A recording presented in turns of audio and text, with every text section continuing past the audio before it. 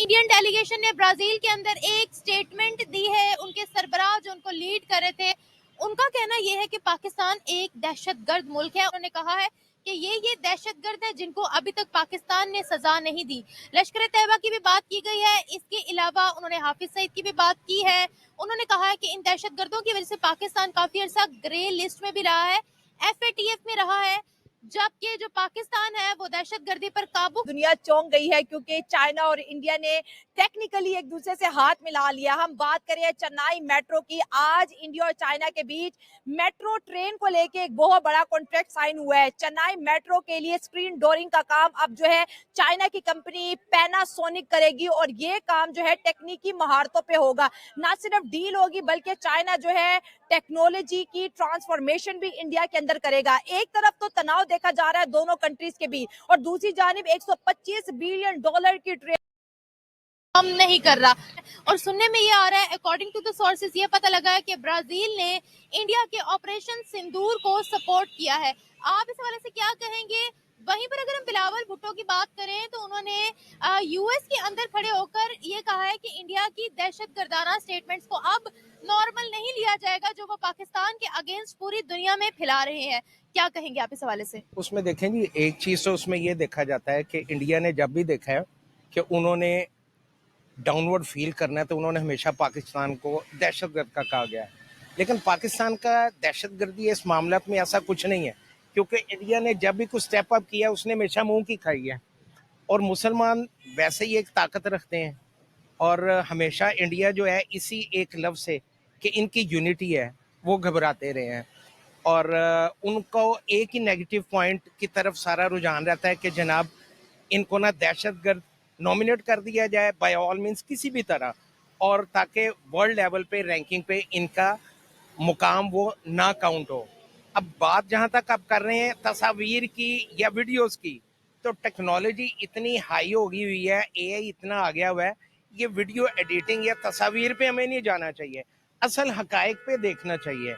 अब ये रिसेंटली जो एक वॉर चली है और उसमें भी मोदी साहब का था कि जी इलेक्शन की वजह से उन्होंने ये चीज की है, मुंह की खाई है। ये तो सारी दुनिया ने देखी है कि किस कंट्री का कैलिबर कितना है।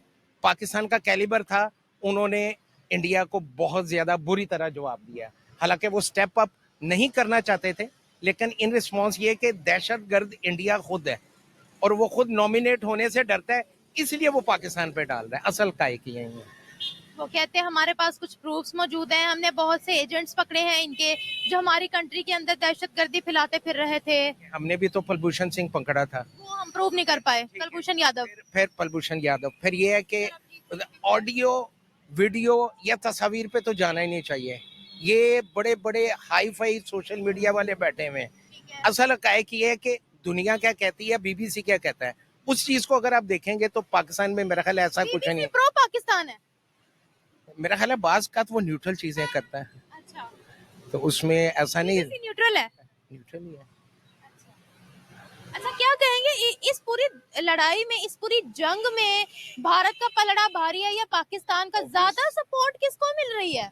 मेरा ख्याल है जो रिजल्ट निकला है उसके बाद का फायदा अब तक पाकिस्तान को हो रहा है। और जितने बाहर के कोई कॉन्टेक्ट्स हैं या कुछ ऑर्डर्स इनको मिल रहे हैं वो पाकिस्तानियों को है। ठीक है, इन्होंने बहुत ज्यादा अच्छा रिस्पॉन्ड किया है और जवाब दिया इंडिया को, तो इंडिया तो चुप करके बैठा हुआ है। मेरा नहीं ख्याल कि अगले को 10, 20, 30 या 50 साल वो दोबारा हरकत कर सके। ऑपरेशन सिंदूर 2.0 आ रहा है। ये संदूर तो वो है जो उनकी वो बीबियों को लग गया है, तो ये है कि ये कहने की बात है, ऐसा कुछ नहीं है।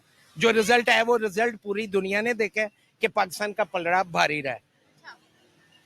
सर, अब मुझे ये बताएं कि पाकिस्तान दहशतगर्दी फैलाता है या पाकिस्तान दहशतगर्दी की जद में है? पाकिस्तान ने दहशतगर्दी बर्दाश्त की है, बेसिकली बर्दाश्त की हुई है। जो है इंडिया के लिए डोर बनाएगा और ये बड़े टेक्निकल किस्म के डोर होते हैं जो सिक्योरिटी को कंट्रोल करते हैं, रश को कंट्रोल करते हैं, AC की मेंटेनेंस, कूलिंग को भी जी ये डोर जो है मेंटेन करते हैं। जापान और बड़े बड़े मुल्कों में इस तरह के डोर जो है लगाए जाते हैं और अब जो है ऐसे डोर आपको इंडिया के चेन्नई मेट्रो में भी मिलेंगे। बहुत बड़ी खबर है, एक तरफ इंडिया और पाकिस्तान एक दूसरे पे हमले की बात कर रहे हैं और चाइना और इंडिया एक दूसरे के साथ ट्रेड की बात कर रहे हैं। है ना स्ट्रेटेजी इन दोनों में? आवाम की तरफ बढ़ते हैं और जानते हैं उनकी राय। जी बिल्कुल ऐसे ही है मैडम। देखिए मैं आपसे सवाल करता हूँ कि अगर वो बिजनेस नहीं करेंगे तो वो क्या करेंगे। देखें दो बड़ी इकोनॉमी है।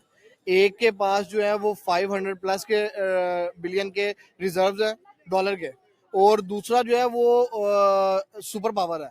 मतलब वो डिक्लेयर्ड नहीं है लेकिन वो सुपर पावर है और उनके पास बहुत पैसे हैं। तो मसला ये है, अब सिंपल सी बात है कि अगर वो वॉर अपनी जगह पे है लेकिन जो बिजनेस है ना वो नहीं कम होना चाहिए।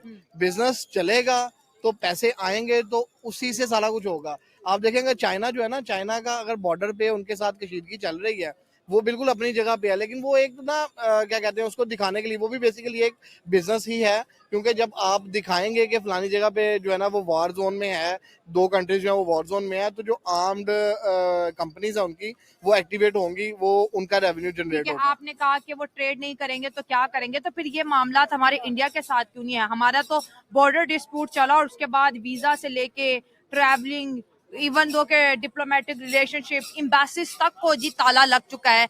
तो सबसे बड़ा अगर देखा जाए तो इंडिया कहता है चाइना मेरे लिए थ्रेट है, लेकिन इंडिया आज भी चाइना को बायकॉट नहीं करा, बल्कि उसके साथ जो है ये स्क्रीन डोर की वो डिजाइन देखें, कर दी उन्होंने। आपकी बात बिल्कुल सही है। देखें पाकिस्तान और चाइना का जो कंपैरिजन है ना वो नहीं कर सकती। China is much better than above, ठीक है।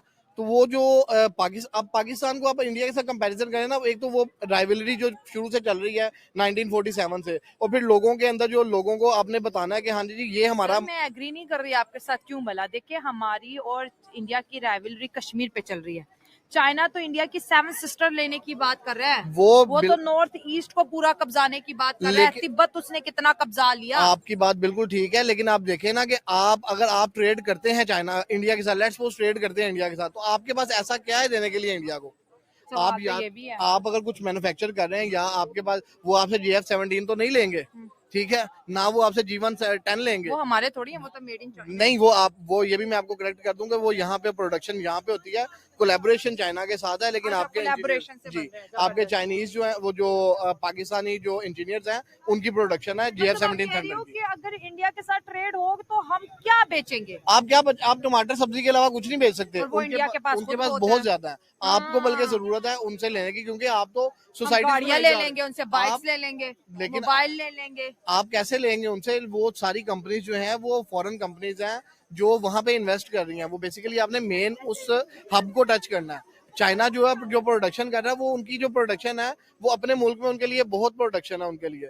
वो पाकिस्तान को देके, एक तो वो एक जो चलता है ना, जो कोलैप्स चल रहे हैं उनके, वो कभी भी इस चीज के पे नहीं आएंगे। और दूसरा आपकी इकोनॉमी इतनी नहीं है कि आप उनके साथ वॉर में रहते हुए जो है ना बिजनेस के जो एग्रीमेंट्स हैं वो कर सकें।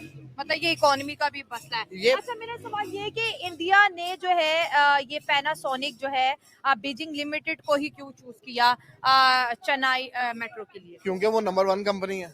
आप देखें दुबई के अंदर भी उन्हीं के जो है ना वो पैनासोनिक जो है ना वो बीजिंग के, वो उसी कंपनी के जो मेट्रो, जो दुबई में मेट्रो चल रही है, उसी कंपनी के यूज हो रहे हैं, उन्हीं के लगे हुए हैं। अब वो नंबर 1 कंपनी है तो हर मुल्क चाहेगा कि अगर मैं कहीं पे पैसा इन्वेस्ट कर रहा हूँ तो मैं वो चीज लूँ जो वर्ल्ड नंबर 1 हो।